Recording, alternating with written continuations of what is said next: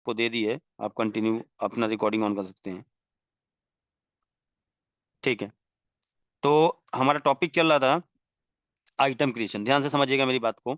ठीक है, एक बार मैं, एक मिनट रुक जाइएगा।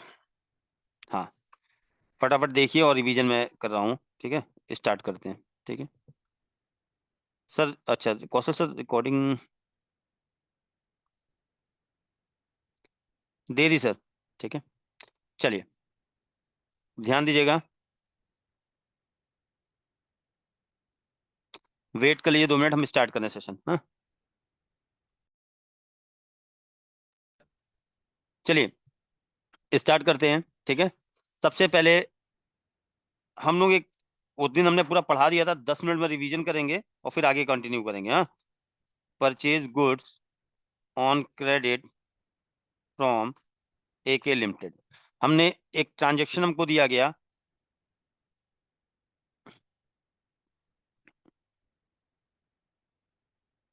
उमेश जी मेरे आइटम का नाम है, कितनी क्वांटिटी खरीद रहे हैं, 100 पीस, परचेज रेट है 200 रुपये और GST लग रहा है 5%। ठीक, हमसे कहा गया इस ट्रांजेक्शन को आप मार्क में रिकॉर्ड करिए। तो मैंने आपको बताया था कि जब भी हम बिजनेस का गुड्स परचेज करते हैं या जब भी हम बिजनेस का गुड्स सेल करेंगे, तो अगर उस ट्रांजेक्शन को यानी परचेज के लेन देन को या सेल के लेन देन को आपको मार्क सॉफ्टवेयर में रिकॉर्ड करना है। एक मिनट मैं भी रिकॉर्डिंग ऑन कर लेता हूँ। ठीक है, चलिए, तो जब हमने ये चीज आपको लिखी हुई नहीं मिलती है, जब आप किसी सप्लायर से सामान परचेज करके लाते हो तो यही चीज आपको बिल फॉर्म में मिलता है, मैंने वही चीज लिख दी है। तो जब भी बिजनेस का गुड्स आप परचेज करोगे या सेल करोगे तो सबसे पहला काम क्या करना पड़ता है आपको, इन्वेंट्री मेंटेन करनी होती है। राइट, आपको क्या करना होता है, इन्वेंट्री मेंटेन करनी होती है। यानी जो प्रोडक्ट आप परचेज कर रहे हो या जो प्रोडक्ट आप सेल कर रहे हो, उस आइटम को मार्क सॉफ्टवेयर में क्रिएट करना होता है। तो इसके लिए हम मास्टर मेनू में जाएंगे। यानी जब भी आप बिजनेस का गुड्स परचेज करोगे तो सबसे पहला, मैं नई कंपनी बना लेता हूं, ठीक है, ताकि आप सारा चीज एकदम नए से आए। ठीक है,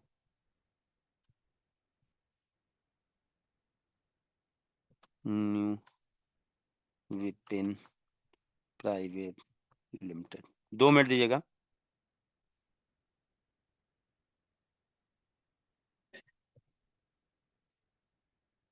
ठीक है, चलिए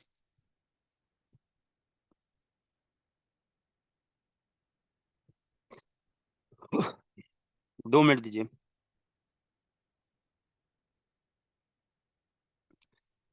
निशांत गोयल, आप कहाँ से ज्वाइन हुए हो?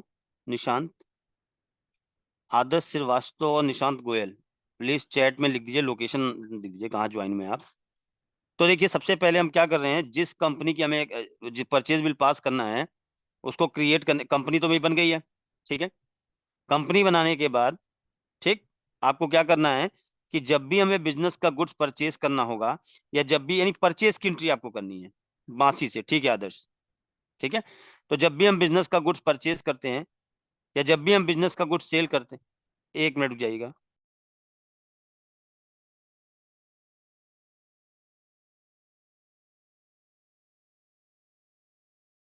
जब भी हम बिजनेस का गुड्स जब भी हम बिजनेस का गुड्स परचेज करते हैं या जब भी हम बिजनेस का गुड्स सेल करते हैं, तो सबसे पहला काम हम क्या करते हैं कि जो आइटम हम परचेज कर रहे हैं या जो आइटम हम सेल कर रहे हैं, उस आइटम को हमें सॉफ्टवेयर में क्रिएट करना होता है। इसी को हम लोग प्रोसेस को बोलते हैं इन्वेंट्री मेंटेन करना। तो आइटम क्रिएट करने, यानी हम यहाँ पे क्या परचेज कर रहे हैं, यहाँ पे हम परचेज कर रहे हैं ओमेज जी आइटम।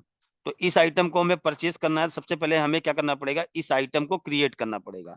तो हम ओमेज जी, अगर दो, मान लो 2 आइटम खरीद रहे होते हैं, यही एमी फ्रूट टैबलेट भी परचेज कर रहे होते, ठीक है, तो यहाँ पे भी मान लो 20 piece.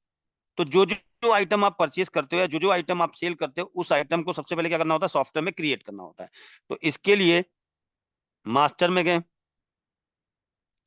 Inventory master, item master. यही कहने का मतलब है जिस प्रोडक्ट का आपका बिजनेस है, जिस प्रोडक्ट का आपका बिजनेस है, ठीक है ना, हाँ, जिस प्रोडक्ट का आपका बिजनेस है उस प्रोडक्ट को अगर आप सॉफ्टवेयर में क्रिएट करना है तो आपको कहाँ जाना पड़ेगा, मास्टर। अब वो प्रोडक्ट अलग अलग हो सकता है, मान लो मैं फार्मा का बिजनेस करता हूँ, मेरे लिए मेडिसिन है, कोई FMCG आइटम का बिजनेस करता है तो उसके लिए बिस्किट वगैरह हो गया। आइटम।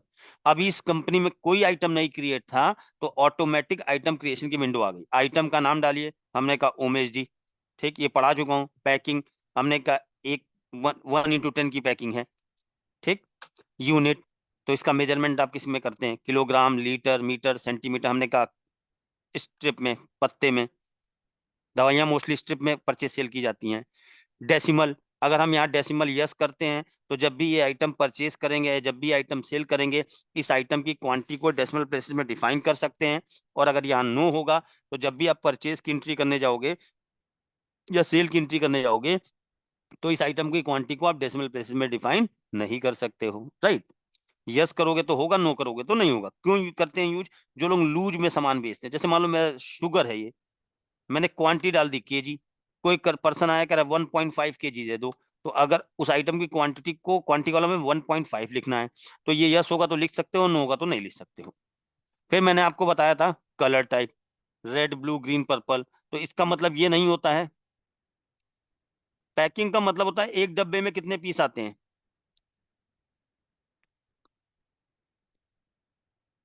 आप जैसे विपिन जी पल्स, पल्स का डब्बा आता है, तो उसमें पीस लिखे होते हैं ना कि इतने पीस हैं, वही उसमें पड़ जाता है, ठीक है।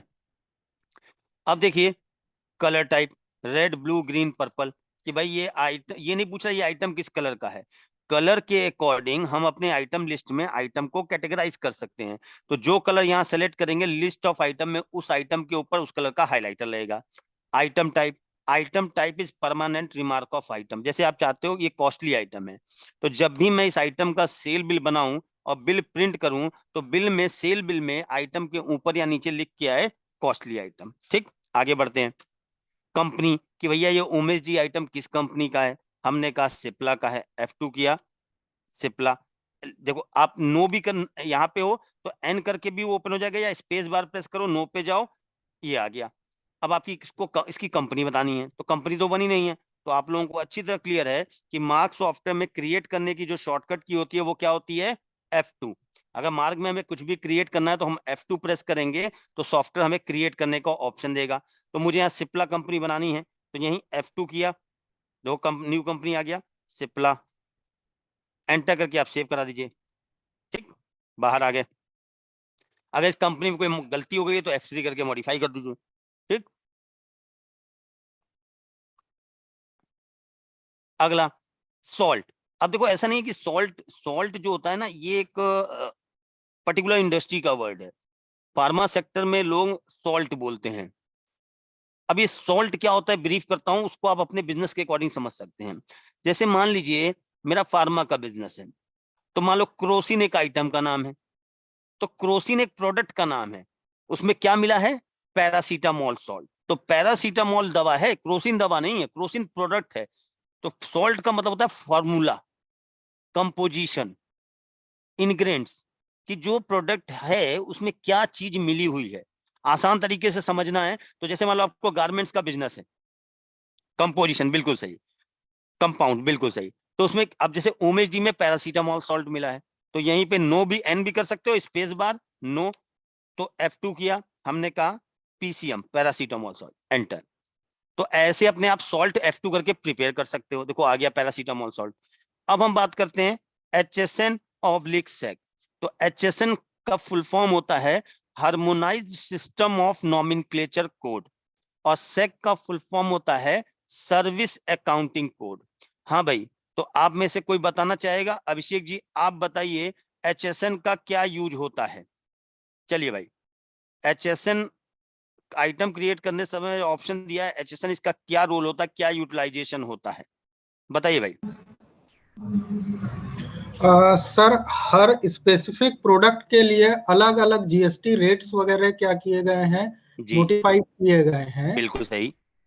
तो एचएसएन कोड के थ्रू क्या है, वर्ल्ड वाइड उस प्रोडक्ट के लिए एक सेम, हमको अलग अलग कंट्री में जाके अलग अलग उसको आइडेंटिफाई करने की जरूरत नहीं है, और हमारे इंडिया में उसके लिए सेम जीएसटी रेट्स एप्लीकेबल है। जी ठीक है, ये बिल्कुल सही जी बताया है अभिषेक जी ने। देखिए एचएसएन का क्या रोल है, हर प्रोडक्ट का एक इंटरनेशनल मार्केट में यूनिक कोड दिया गया है, जिसको हम बोलते हैं HSN code. Harmonise system of nomenclature code, ये तो एचएसएन कोड की जानकारी हो गई। जीएसटी से इसका क्या संबंध है? जैसे देखिए, गवर्नमेंट ने जीएसटी लॉ में जो जीएसटी के रेट बताए हैं कि किन आइटम पे 0% टैक्स लगेगा, किन आइटम पे 5% टैक्स लगेगा, किन आइटम पे 12, किन आइटम पे 18, किन आइटम पे 28, वो लॉ में अकॉर्डिंग टू प्रोडक्ट नहीं बताए गए हैं। जीएसटी, अगर आपको जीएसटी की बुक में ये ढूंढना हो या जीएसटी के लॉ में ये ढूंढना हो कि भैया इस आइटम पे कितना % जीएसटी लगता है, तो किताब में नहीं मिलेगा आपको। वहां पे रेट बताए गए कोड के अकॉर्डिंग कि भैया जिस आइटम का ये एचएसएन कोड होगा उस पर इतना % जीएसटी लगेगा, जिन आइटम का, मैं एग्जाम्पल के थ्रू फटाफट समझा के आगे बढ़ता हूँ, ठीक है? समझ लीजिए, कोई बात नहीं, 5 मिनट रिवीजन हो जाता है। जैसे मेरे कहने का मतलब ये है, जो जीएसटी के रेट हैं 0, 5, 12, 18, 28, ये जीएसटी के जो रेट बताए गए हैं वो अकॉर्डिंग टू प्रोडक्ट नहीं बताए गए हैं लॉ में। इसका मतलब ये है, अकॉर्डिंग टू प्रोडक्ट का मतलब ऐसा नहीं बताया गया है लॉ में कि मोबाइल फोन पर, एग्जांपल दे रहा हूं, मोबाइल पे 12% जीएसटी लगेगा, कंप्यूटर पे 18%, ऐसे नहीं बताया गया है, प्रोडक्ट के अकॉर्डिंग नहीं बताया गया है। तो सर, जीएसटी एक्ट में जो जीएसटी के रेट बताए गए हैं वो अकॉर्डिंग टू एचएसएन कोड बताया गया है। मतलब सर देखिए, हर प्रोडक्ट का एक यूनिक कोड होता है हर प्रोडक्ट को एक एचएसएन कोड दिया गया है। तो जैसे मान लीजिए जीएसटी लॉ में बताया गया कि फॉर एग्जांपल 2424 एचएसएन कोड है ये, ठीक है ना, एक एचएसएन कोड है 2424, एक्ट में लिखा गया, मैं एग्जांपल दे रहा हूं एक्चुअल में, ठीक है, कि 2424 एचएसएन कोड पे 12%, 18% जीएसटी लगता है। तो जिन जिन आइटम का एचएसएन कोड 2424 होगा उन सब पे 18% जीएसटी अप्लीकेबल हो जाएगा। पहला पॉइंट। अच्छा सर, जीएसटी का जो क्लासिफिकेशन है जीएसटी लॉ में वो अकॉर्डिंग टू प्रोडक्ट ना होके अकॉर्डिंग टू एचएसएन कोड है। जी बिल्कुल। अब ये जो जीएसटी एचएसएन कोड बताए गए ना, हर प्रोडक्ट का नहीं होता है ये, ऐसा नहीं है कि हर प्रोडक्ट का अलग अलग होता है, ये ग्रुप वाइज होता है, कमोडिटी वाइज होता है। इलेक्ट्रॉनिक्स आइटम का एक एचएसएन कोड हुआ, उसमें सब कैटेगरी हो सकती है, ऐसा नहीं कि सारे इलेक्ट्रॉनिक आइटम का सेम होगा। जैसे हम मेडिसिन फार्मा की बात करें, फार्मा में सर्जिकल आइटम भी आते हैं, नॉन सर्जिकल आइटम भी आते हैं, तो कहने का उनके सब ग्रुप हो सकते हैं। कहने का मतलब, म्यूट कर लीजिए,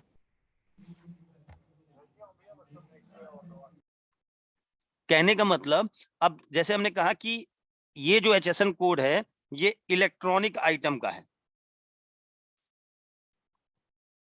कि भाई 2424 एचएसएन कोड पे 12% जीएसटी लगता है, कमोडिटी क्या है, इलेक्ट्रॉनिक आइटम। तो अब मुझे ये बताइए, कंप्यूटर का एचएसएन कोड क्या होगा? सर 2424, क्यों? क्योंकि सर इलेक्ट्रॉनिक आइटम कितना % जीएसटी लगेगा कंप्यूटर पे? 18।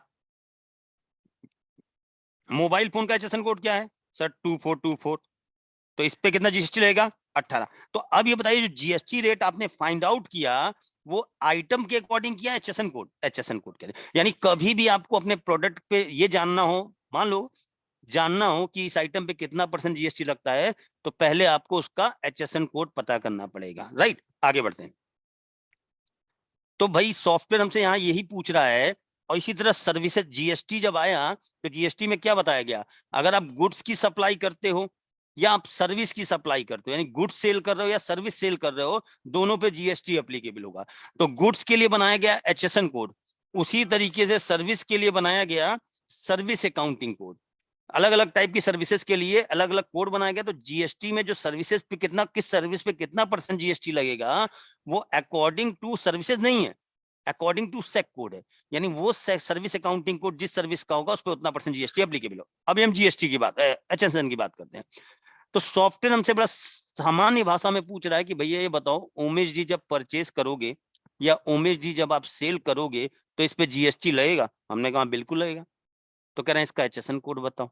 तो वही स्पेस बार नो सर, तो यहाँ तो कोई एचएसएन कोड क्रिएट ही नहीं, बनाना पड़ता है। तो हमने कहा अब भाई आपने ओमेश जी जिससे खरीदा होगा, गवर्नमेंट का रूल है कि बिल में एचएसएन कोड मेंशन करना जरूरी है, F2, नहीं तो आप अपना डाल सकते हो 2424। शॉर्ट नेम मेडिसिन डाल सकते हो, उसमें कोई दिक्कत नहीं है।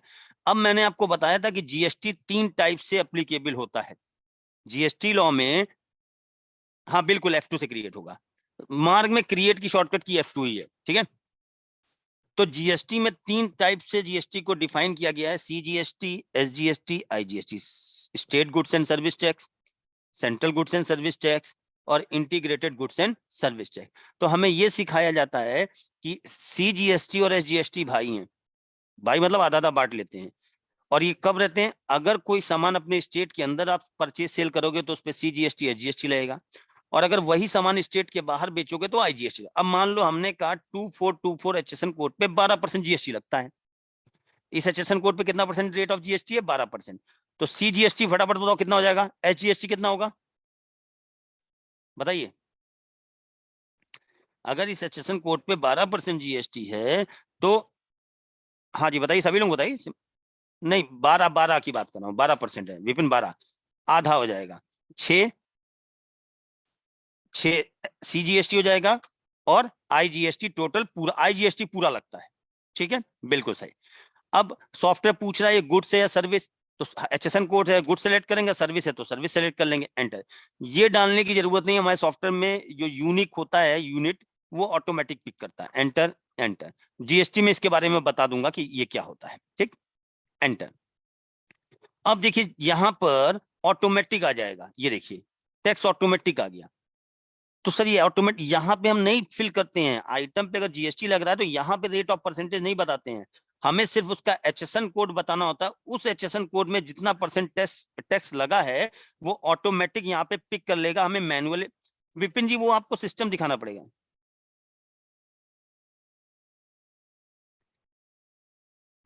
मैंने कंपनी वाइज नहीं बोला है। हाँ बिल्कुल बिल्कुल अतुल, एक ही होगा। हाँ मैं देख लूंगा सर, फ्री होकर देख लूंगा, बिल्कुल अतुल सही है, एक ही होगा, दो कंपनियों का एक ही होगा। जैसे मान लो एलजी का मोबाइल, मान लो सैमसंग का मोबाइल आता है और ओप्पो का मोबाइल आता है, तो रेट ऑफ भले है तो मोबाइल ही ना, कंपनी से मतलब नहीं होता है। ठीक है तुल, समझ में आया तुल? मैं आपका क्वेश्चन समझ गया कि प्रोडक्ट अगर मोबाइल है तो सैमसंग के मोबाइल पे भी सेम लगेगा और ओप्पो के भी। हाँ ठीक। तो अब यहाँ पे देखिए, यहाँ पे समझ में आ गया आपको कि अगर rate of percentage GST HSN code यहाँ आप सेलेक्ट कर दोगे तो जीएसटी ऑटोमेटिक पिक कर लेगा। अगला पॉइंट, अब यहाँ सर जरा एक चीज देखिए, एक लाइन लिखी है, ये देखिए यहाँ पे लोकल लिखा हो सेंटर। तो मैंने जरा आप ही में से कोई बताइए, परसों पढ़ाया था, ये लोकल और मार्क सॉफ्टवेयर में लोकल और सेंट्रल का क्या मतलब होता है? लोकल और सेंट्रल का मतलब क्या है यहाँ पे बताइए, अनम्यूट कर दिया मैंने। हाँ जी टैक्स पे सर, ये सर लोकल का मतलब है अगर हम स्टेट टू स्टेट परचेज करते हैं, अगर हम ठीक है, अदर स्टेट से परचेज करते हैं तो सेंट्रल आएगा सर। बिल्कुल सही। देखिए ये एक नॉर्मल वर्ड है, बट मैं आपको बता दूं, हमारे सॉफ्टवेयर में, आपको म्यूट कर लीजिएगा, हमारे सॉफ्टवेयर में आपको दो चीजें देखने को मिलेंगी। आप लोग जब अभी सॉफ्टवेयर के अंदर काम करोगे तो वहां पे वर्ड आएगा लोकल परचेज, लोकल सेल। तो अगर कोई बोलता है लोकल परचेज लोकल सेल, तो इसका मतलब होता है, लोकल परचेज का मतलब होता है कि अपने स्टेट के अंदर ही परचेज किया गया। लोकल सेल का मतलब होता है कि अपने स्टेट के अंदर ही सेल किया गया। तो जब स्टेट के अंदर परचेज सेल करोगे यही आइटम, अगर ओमेज आप परचेज कर रहे हो स्टेट के अंदर से, या ओमेज आइटम सेल कर रहे हो अपने स्टेट के अंदर ही, तो एसजीएसटी और सीजीएसटी लगेगा।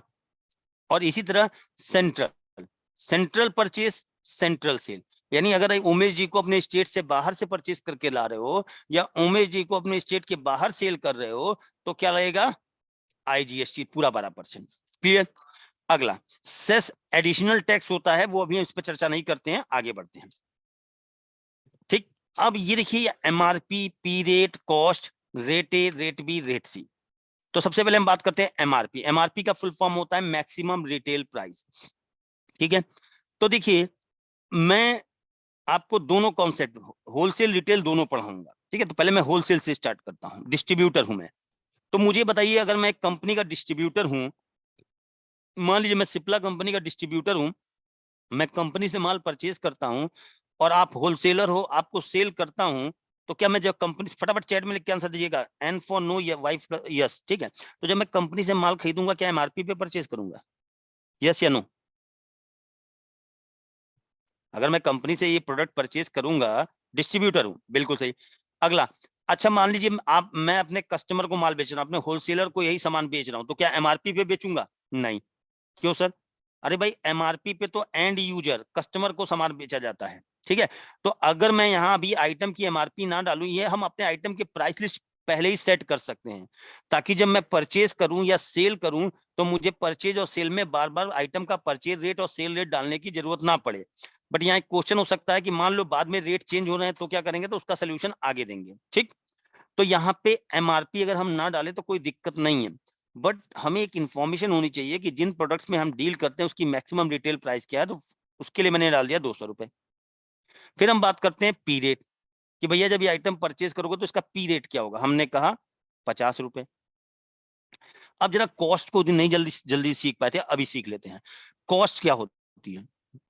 तो देखिए जनरली हम लोगों को सिखाया जाता है कि किसी भी प्रोडक्ट को परचेज करते समय उस पे जो एडिशनल खर्चा करते हैं वो हमारी कॉस्ट होती है। कोई भी सामान को परचेज करते समय परचेज और कॉस्ट में डिफरेंस समझ लीजिए क्या होता है।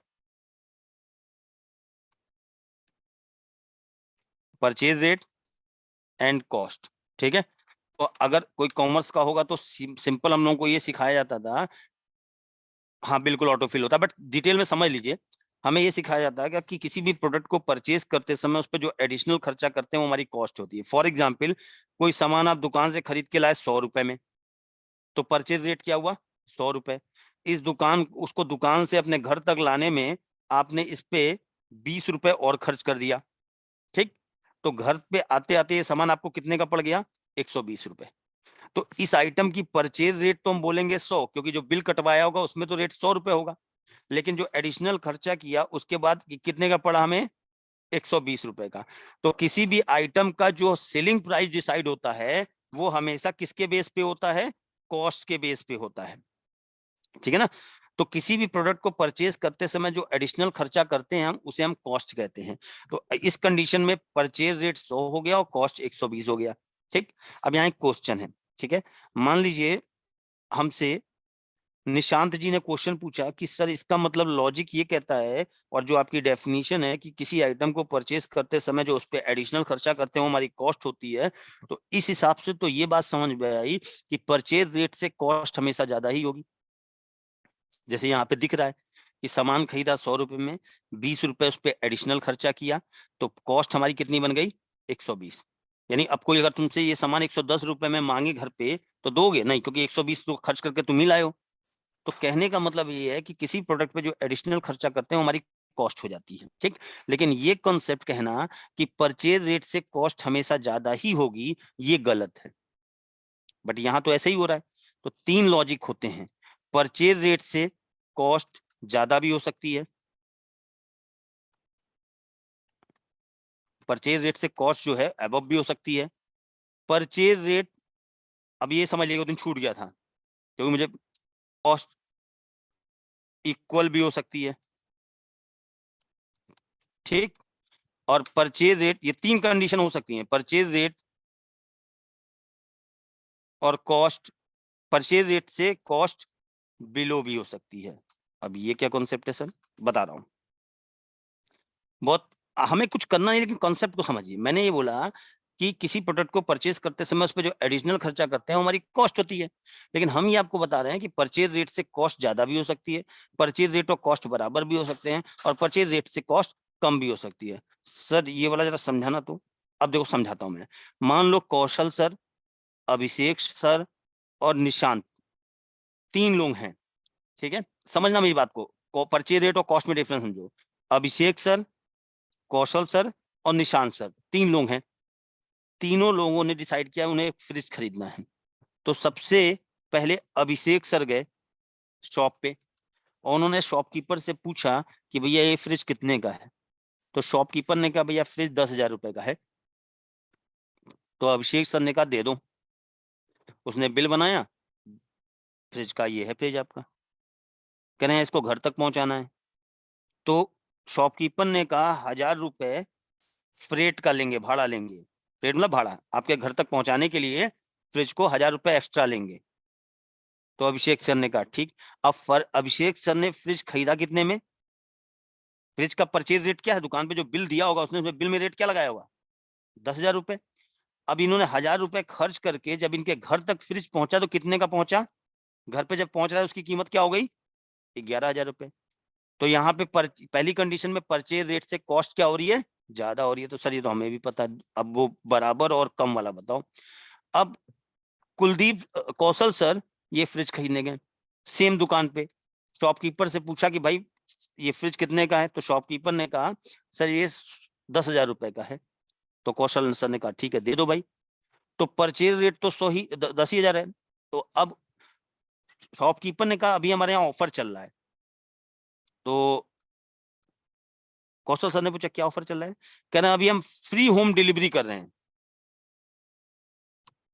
फ्री होम डिलीवरी यानी अगर आप फ्रिज आज खरीदते हो तो घर में फ्री में पहुंचाएंगे। उन्होंने कहा बहुत बढ़िया। अब कौशल जी ने फ्रिज कितने में खरीदा, 10,000 में, घर तक फ्री में पहुंचाए। तो घर तक पहुंचने में क्या इस पे कोई एडिशनल खर्चा हुआ, नहीं। तो अगर किसी प्रोडक्ट को परचेज करने के बाद उसमें कोई एडिशनल खर्चा नहीं होता है तो जो परचेज रेट है वही कॉस्ट भी हो जाता है। देखो इक्वल हो गए। अब तीसरी कंडीशन, निशांत सर गए वो फ्रिज खरीदने, शॉपकीपर से पूछे भैया फ्रिज कितने का है, तो उसने कहा भाई 10,000 रुपए का फ्रिज है। इन्होंने कहा अच्छी बात है। कह रहे हैं शॉपकीपर ने बोला सर अभी स्कीम चल रही है। कहें क्या स्कीम चल रही है, कह रहे हैं अगर अभी फ्रिज खरीदेंगे तो इस पे हम 10% का आपको डिस्काउंट देंगे। कहें अच्छी बात है। और कहने लगे साथ ही साथ हम फ्री होम डिलीवरी भी आपके घर तक कर देंगे। कहें अच्छी बात है। तो ये बताइए जब निशांत जी को शॉपकीपर ने बिल बनाया होगा, बिल ऐसे ही बनता है ना, item, quantity, rate, format bill का ऐसे ही होता है ना, डिस्काउंट, अमाउंट, ऐसे ही होता है ना। कहीं अभी अगर आप बिल देखोगे तो जब बिल इन्होंने खरीदा होगा, क्या हो रहा है, एक मिनट, ठीक। तो जब इनको बिल मिला होगा, फ्रिज आइटम है, एक क्वांटिटी, शॉपकीपर ने बिल ऐसे ही बना दिया होगा ना, 10,000 रुपए, 10% डिस्काउंट, नेट अमाउंट 9,000 रुपए, ऐसे ही होगा। तो अब ये बताओ, अगर अब इधर देखिए, अगर कोई इनसे पूछे फ्रिज का परचेज रेट क्या है तो फटाफट बताओ क्या बताएंगे परचेज रेट। ये फ्रिज का परचेज रेट यहाँ पे क्या होना चाहिए बताइए। नहीं नहीं अभिषेक सर, परचेज रेट बिल में परचेज रेट कितना है, परचेज रेट ये पी रेट कॉलम है, परचेज रेट कितना लिखा है, बिल अगर कोई किसी को बिल दिखाएंगे तो परचेज रेट के कॉलम में क्या लिखा है, 10,000। अब डिस्काउंट देने के बाद देखो, इसीलिए तो बिल में होता है परचेज, ये वरना यहाँ पे सीधे 9,000 क्यों नहीं कर देते, ऐसा होता तो यहीं पे 9,000 लिख देते। समझ में आई बात। तो परचेज रेट तो 10,000 है, लेकिन घर तक लाने पे इनको मतलब खरीदने के बाद पड़ा कितने का, 9,000। यानी कहने का मतलब है अगर किसी आइटम को परचेज करते समय कोई डिस्काउंट मिल रहा है आपको या कोई स्कीम मिल रही है, स्कीम मतलब 10 के संग 2 फ्री, 20 के संग 4 फ्री, तो आपका परचेज रेट से कॉस्ट कम हो, ये कॉस्ट है, आपकी लागत है। भाई मार्केट सिंपल सी बात है, मैं भी उसी दुकान से सामान खरीदने गया, मुझे कोई डिस्काउंट नहीं मिला, आप गए आपने 10% डिस्काउंट ले लिया, तो दोनों का परचेज रेट तो सेम ही है ना, उसने डिस्काउंट दिया, रेट थोड़ा ना कम किया है। अगर वो रेट कम करता तब मानते। तो कहने का मतलब है कि किसी आइटम पे अगर कोई एडिशनल खर्चा हो रहा है तो परचेज रेट से कॉस्ट ज्यादा होगी, अगर किसी आइटम पे कोई एडिशनल खर्चा नहीं हो रहा तो जो परचेज रेट है वही कॉस्ट होगी, और अगर किसी आइटम को परचेज करने पे आपको डिस्काउंट या स्कीम मिल रही है तो परचेज रेट से कॉस्ट की वैल्यू क्या होगी, कम होगी। चैट बॉक्स में लिख के बताइए क्लियर है, चैट बॉक्स में लिख के बताइए कॉस्ट वाला कॉन्सेप्ट क्लियर है ना। यानी कल को ये नहीं हो सकता कि परचेज असर ने पड़ा तो परचेज रेट से कॉस्ट हमेशा ज्यादा ही होती है। ठीक है, तो पहले मीटिंग को आप लोग रीज्वाइन करिए, सभी लोग मीटिंग को वापस से ज्वाइन करिए तो हम आगे के टॉपिक डिस्कस करें। जल्दी फटाफट रीज्वाइन करिए, ठीक है, सभी लोग मीटिंग को वापस से ज्वाइन करिए तो आगे बढ़ते हैं हम लोग।